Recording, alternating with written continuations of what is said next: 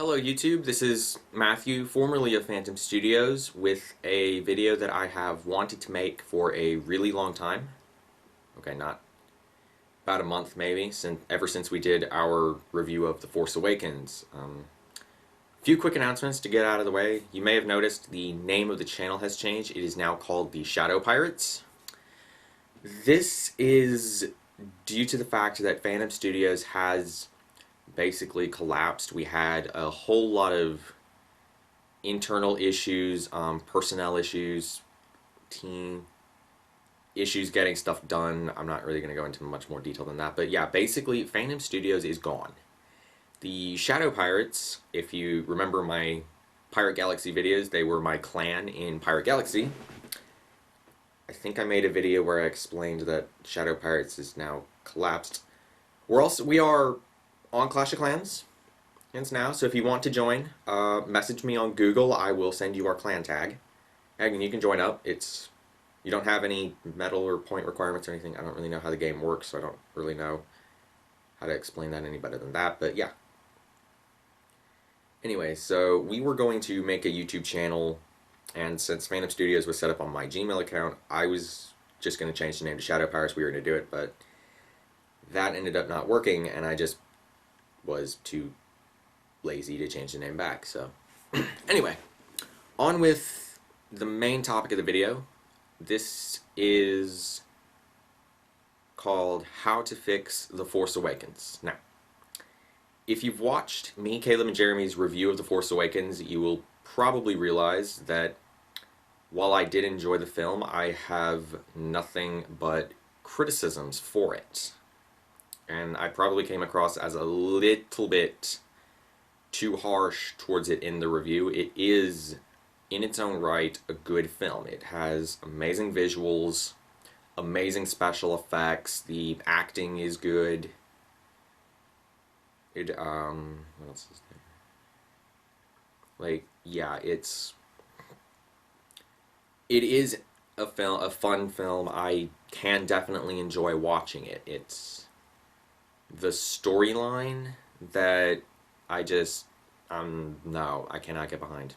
I cannot get on board with the storyline, and the reason for that is the mentality that they came into this movie with. It's fairly obvious that they were coming into this with the wrong mentality. They were not thinking new trilogy, new stories. They were thinking, let's just rehash what we've already done. And the problem here is, like, a lot of the stuff that was done in A New Hope only worked because it was A New Hope. Before the prequel trilogy came out, the Clone Wars was largely left in mystery. You don't really know what was going on.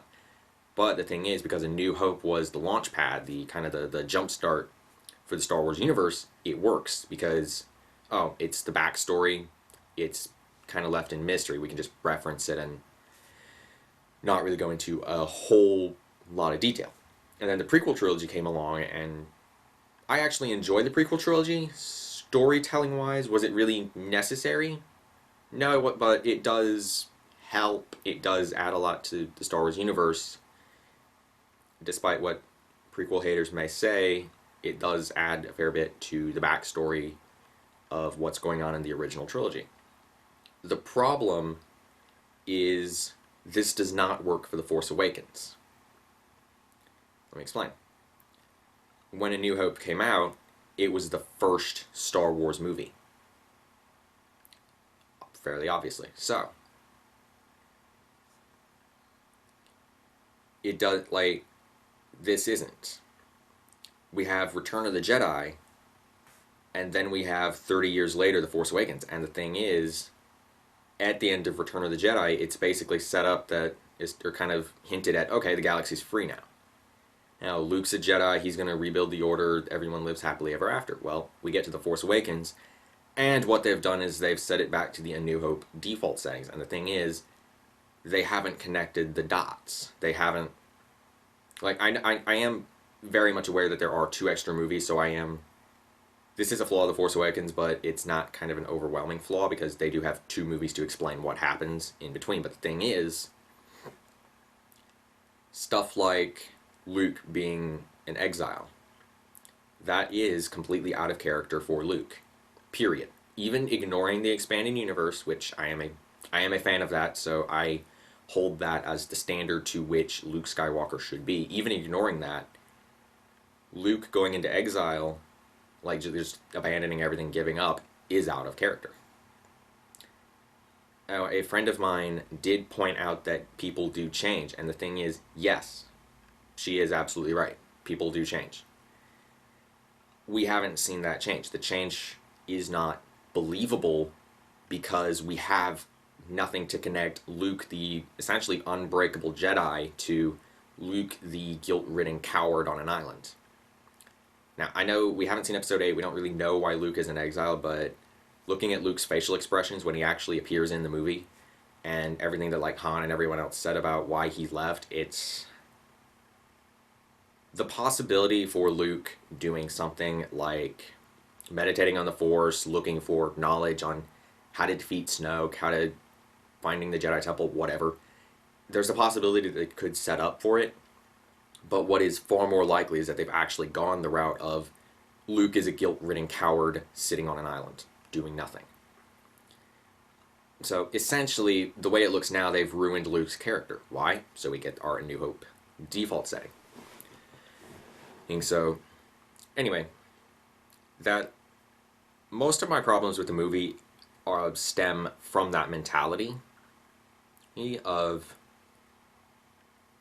that I already explained. Of let's just rehash what was already done. Like what it is it's lazy. It's insulting to the expanded universe. Now, I know Disney has ignored that, so that's the least of my problems with this film.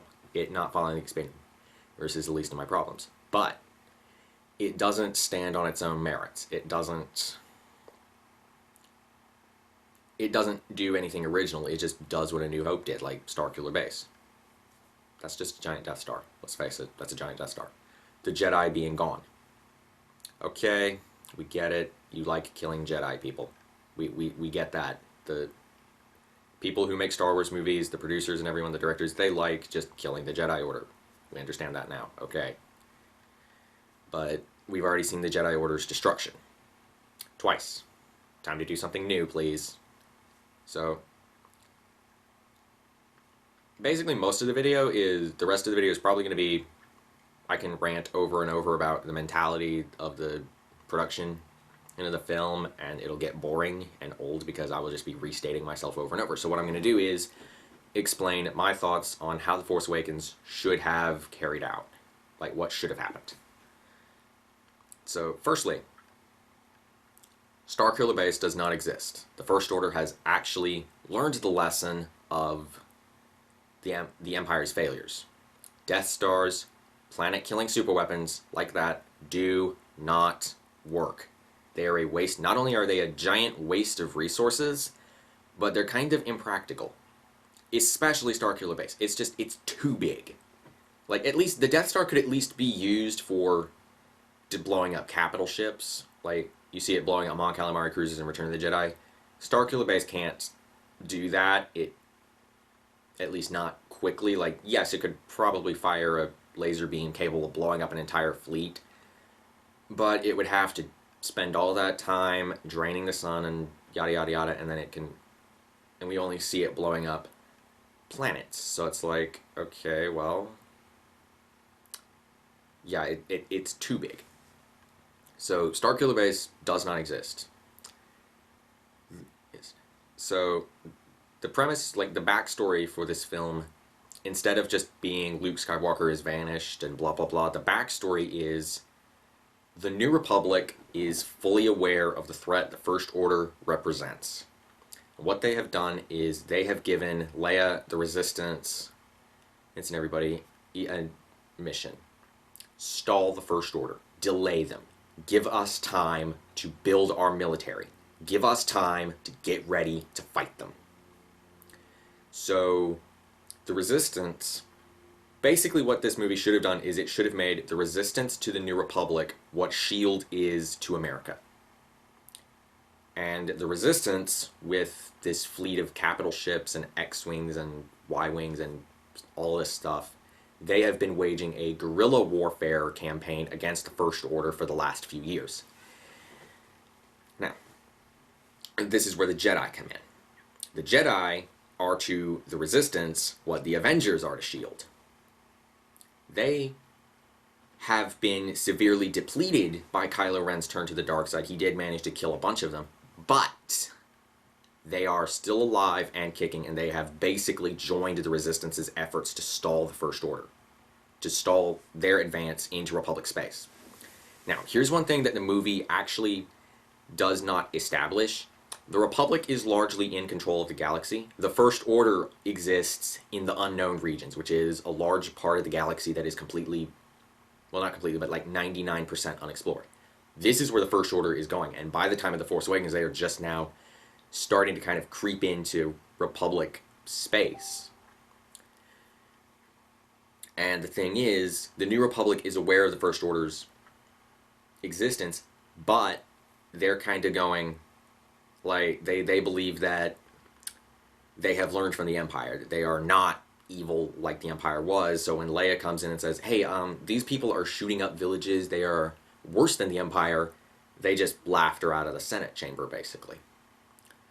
So, but the thing is, that's not explained in the movie, and it kind of needed to be. I had to go to StarWars.com to figure this out, and my buddy Caleb has watched like a whole bunch of lore videos on Star Wars that explains everything. I have no idea where the guy who made those lore videos gets his info, because it wasn't in the movie, but whatever. Until I see something that actually disproves it, I'm just going to pretend, like, not pretend, that's a bad word, act like it's true. So anyway, we have the Resistance and the Jedi on a guerrilla warfare campaign against the First Order and the Knights of Ren. Now, Luke is still the Grand Master of the Jedi Order, and one of the most, like, he is the most powerful Jedi in galactic history, basically. He is still basically just a boss. Now, he sends a Jedi Master. It can be Coran Horn, Kyle Katarn, Sabatine, however you pronounce her name, Kyle Katarn, Kent Hamner, Cam Solusar, Kype Duron, any of them, or create all new Jedi. But he sends one of his masters on a mission. And this mission is to find something. The first Jedi Temple, Holocron, anything. Something like knowledge on what Snoke is.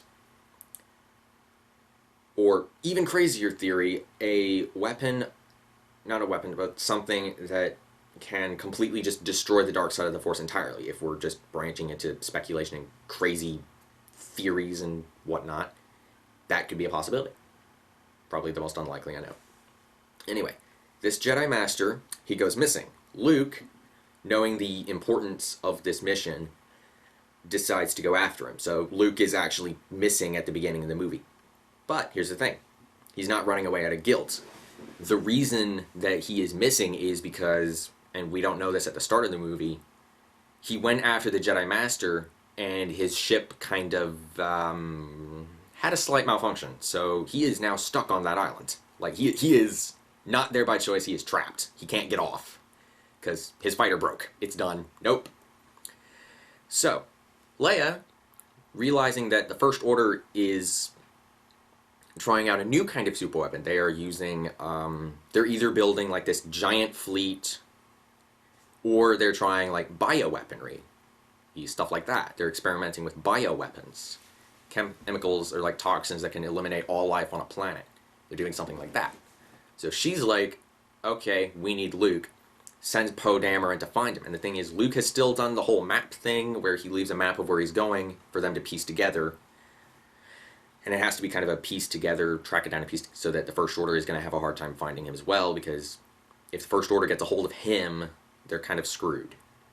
So she sends Poe Dameron after him, and then the First Order is also kind of after Poe Dameron. So that whole bit with, like, basically the bit with the village, Poe being captured, I mean, that happens the same way. When we get to Rey, this is where things get different. Because, okay, look, Rey's Force abilities progress way too quickly in The Force Awakens. Like, she basically goes from doesn't even know what the Force is to mastering it in, I don't know, what, an afternoon, a day, 2 days, maybe, and there's no training. Like, she doesn't have any training. So one theory that I've heard that I think makes a lot of sense is that she has had Jedi training. She is like high level Padawan caliber Jedi, but she had her mind wiped. And something similar to muscle memory is happening where, like, as soon as she starts learning or hearing about the Force, it's like everything starts coming back to her, and that's how she's able to progress so quickly. Which, in all fairness, could make sense. I don't think they're going to go that route in Episode 8, but it could make sense. So anyway, because Rey is such a powerful Force wielder in The Force Awakens, let's just say she's already a fully trained Jedi Knight who is confirmed as Luke's daughter. And what she does is she also goes to Jakku in a desperate attempt to find her dad, defying orders in the process. Like, Leia and everyone basically says, no, you stay on the Resistance base, you don't move. She goes and looks for him anyway and gets stuck on Jakku. So when she runs into Finn and BB-8, we get the whole thing with the map. Like, BB-8 reveals a map, they run into Han Solo, and Han is still a smuggler in my version. In my adaptation of my version of what The Force Awakens should have done, he is still a smuggler. But he is undercover. He kind of ran away, I should say, to make it look like he couldn't handle Kylo Ren becoming dark. And so basically he's gone back to being a smuggler, and he has his friend who is also a smuggler, but he is also kind of undercover. He does ops for the First Order, gives them supplies, does stuff for them, and he tells Han what and any intel he can find. And Han relays that to the Resistance. So they meet up with Han, they save him from the smuggling thing, those gangs, and then I forget the name of the Rathtars? The monsters that he was smuggling, so they save him from that. And they realize that, okay, we have the map to Luke Skywalker, but Han says, okay, wait, I need to meet up with a buddy because he's got important intel on stuff the First Order's doing. So they go to Maz's castle. I don't know her full name, Kanatra or something? So they go to that. The First Order attacks because they were on to Han's smuggler buddy, so they're coming to kill him before he can give Han the intel.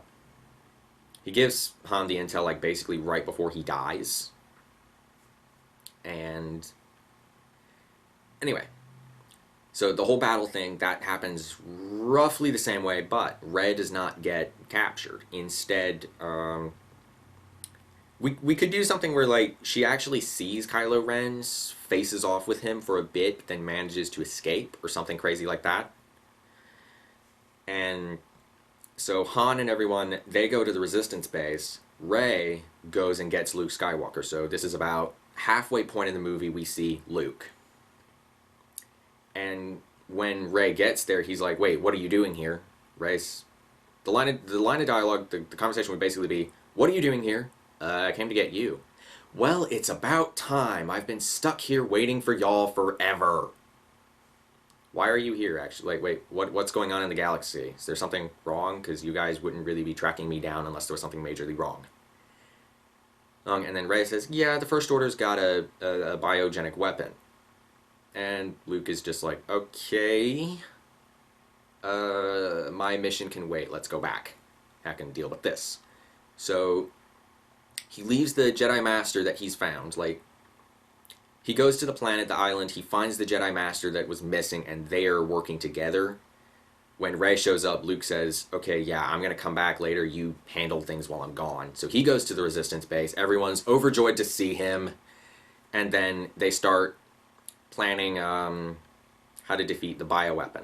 And while they're planning that, the First Order strikes. They don't strike at the Republic, but they strike at a key military point. They're trying to test the weapon on a key strategic point that will enable them to launch an easy invasion.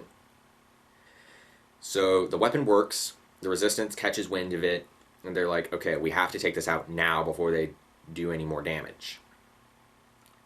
So the Resistance fleet and everyone, they go in. Luke, Rey, Finn, Han, and Chewie sneak on board. Let's say the research thing where they're researching the weapons is a giant asteroid, and that's where they're researching the weapons. So they sneak on board that. They're planting explosives, and to provide a distraction, the Resistance fleet shows up, and they're battling the First Order fleet. So we get this epic space battle. Meanwhile, okay, and when I say epic space battle, I mean like two actual fleets, like Mon Calamari cruisers versus Star Destroyers, X-Wings versus TIE Fighters, Y-Wings making bombing runs, TIE Bombers going everywhere, explosions, you know. Not any kind of no trench runs, no Death Stars, no nothing. Just two fleets, boom, hammering at it. So meanwhile, Han, Chewie, and Finn, they're planning to blow up the asteroid. Luke and Rey are, I guess, with them, but they get ambushed by Kylo Ren and the First Order. So Luke gets separated, like, kind of from the group. Like, they're being chased. Luke and Rey get separated. Han, like, they go one way. Han, Chewie go the other. Finn just tags along with Rey. And then Han is face to face with Kylo Ren. And they have their confrontation where Han pleads with his son to return. And Kylo basically does the same thing. He kills Han. And but it's still Ben killing him. It's not like Kylo Ren is pure evil. It's the scared little kid choosing power over family, which is essentially what I feel Kylo Ren did in the original version of the movie. Now, yes, it is completely possible he was trying to trick Han into dropping his guard so he could kill him easier. I do think that is a very valid possibility. I just think it's more likely that the opening up to his dad and the saying that this is tearing me apart, or I want this pain to stop and everything he said, I do think that was genuine. So anyway, he kills Han. Chewie goes nuts. He tries to injure Kylo Ren, tries to kill him, but Ren blasts him back. And in that, like before he can kill Chewie, Rey and Finn show up, and they confront him. And the thing is, Ren in this one, his version does not actually lose. The lightsaber duel in the original Force Awakens, it was really stupid. And it does make Kylo Ren look a bit like a wimp. Like, I am fully aware he was injured, but the thing is, for this guy to be as powerful as the movie makes him out to be, like, he stops a blaster bolt in midair, holds it there. It's never been seen before, and it is a fairly impressive accomplishment, not something that a Padawan could do. He's described as the master of the Knights of Ren. He's the guy who killed the Jedi Order in the original version. And in my version too, actually. This guy has to be Jedi Knight caliber, at least. So, and the thing is, like, I am aware he was majorly weakened in The Force Awakens. Rey and Finn should not be able to compete with him anyway. Like, he should be functioning at Padawan level-ish. Rey in the original movie has no training whatsoever. Finn, I think it's been established that the First Order does teach their stormtroopers to handle melee weapons. So him wielding a lightsaber and being able to make some headway on Kylo does make sense. But there is absolutely no way he should have lost the fight with Rey. So, in my version, he's not injured. Rey is already a fully trained Jedi Knight, so these two are roughly evenly matched. So it's a really intense, really epic lightsaber duel. It ends in a similar way. Rey tricks him somehow. Like, they're dead evenly matched. Kylo Ren probably has a slight edge because he's just hammering into her. The crossguard lightsaber is based off of a medieval longsword, and the thing is with the longsword, what you're going to be doing with that is two-handed power attacks. So that's basically what we see Kylo Ren doing a lot, is just slamming into his opponent, like Rey and Finn. He just basically slams into them and doesn't let up until they're, yeah, he doesn't, like, he slams into them. I'm going to stop at that. I'm rambling. I don't know what I'm saying. But anyway. So Rey is struggling to deal with that a bit, and eventually she tricks him, like whether or not she tricks him into losing his footing, pulls a saber technique that Luke taught her that maybe Ren's not familiar with. They're in a blade lock. She force pushes him back or something, but anyway, like Ren, like she manages to she does manage to wound him. He stumbles back, and in that moment, Luke shows up. And Rey is mad because Han's dead. She's starting to let the dark side cloud her judgment. She's about to kill him out of anger. Luke is trying to persuade her to stop, and Ren is kind of taunting her. But before Rey can make a decision, there's some kind of explosion. Let's just say... Oh, I know. Actually, hold on. Let's say the lightsaber duel, like, Ren backs Rey up into a hallway, so they're fighting down a hallway. And what happens is, a downed X-Wing comes in, it basically just smashes into the hallway between Rey and Ren.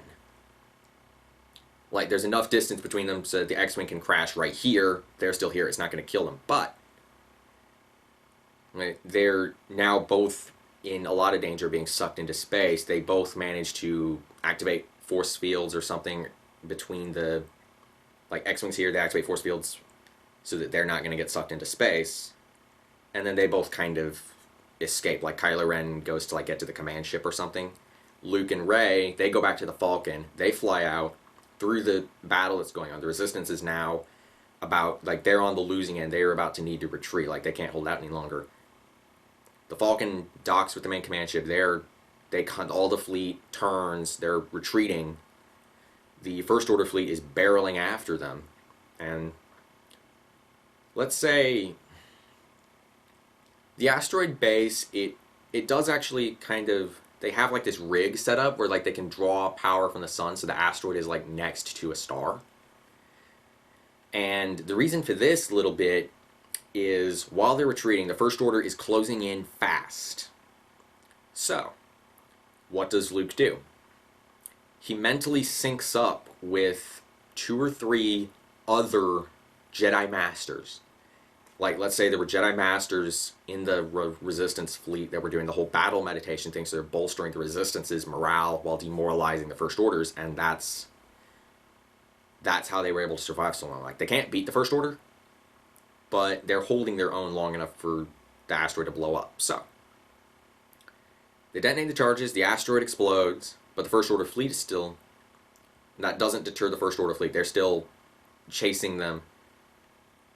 And then Luke and his Jedi, the Jedi that he mentally syncs up with, what they do is they manipulate the nuclear fusion in the sun to start spewing solar flares every which way.